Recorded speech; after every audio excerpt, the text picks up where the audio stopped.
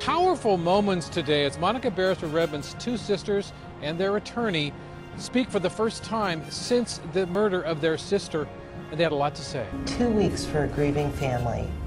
One suspect, no arrest. Of course it's frustrating. It's very frustrating. Problem is, there's nobody else on this planet that had any motive to kill her but him. And thankfully, I am the owner of a drug and alcohol treatment center.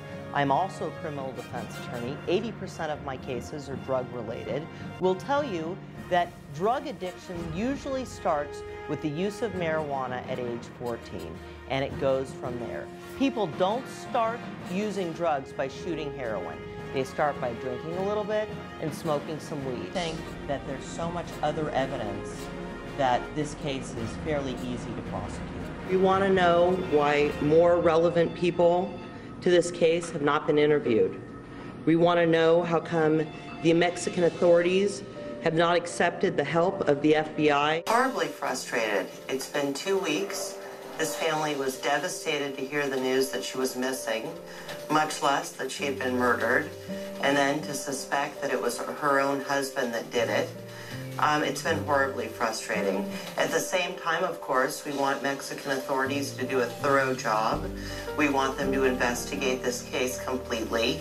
But on the other hand, we don't want him to leave Mexico because he takes off. So we're all very frustrated.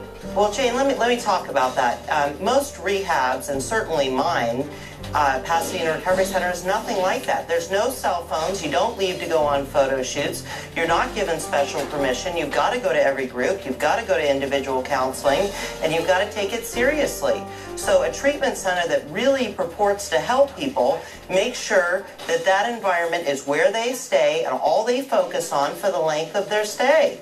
It's got to be an intense program where they're dealing with their issues and they're not making phone calls to friends and drug dealers to come and bring them drugs. It's got to be a very serious, controlled setting. Robin, they have not spoken to Bruce, and they're here to fight for their sister and justice for their sister, and that's really the main focus here today. And also the main focus, the DNA test. People want to see the results, get the results back, and the Mexican authorities say they are holding off any further developments in the case until they get them. What are you being told legally, Allison, where the process stands right now?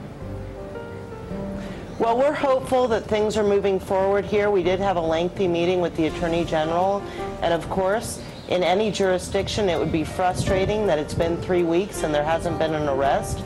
But we're hopeful that there's been progress made, and we're also happy to learn that he will not be given his passport back until all due diligence has been taken and a thorough investigation has been completed. Well, I mean, to say it's bothersome to us is not, it barely scratches the surface.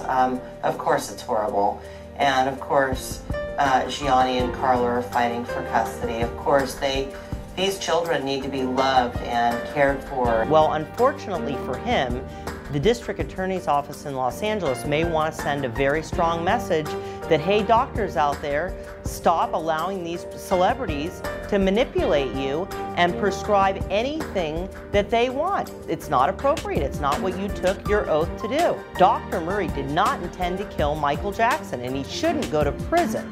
Now, should he be placed on probation, ordered to perform community service?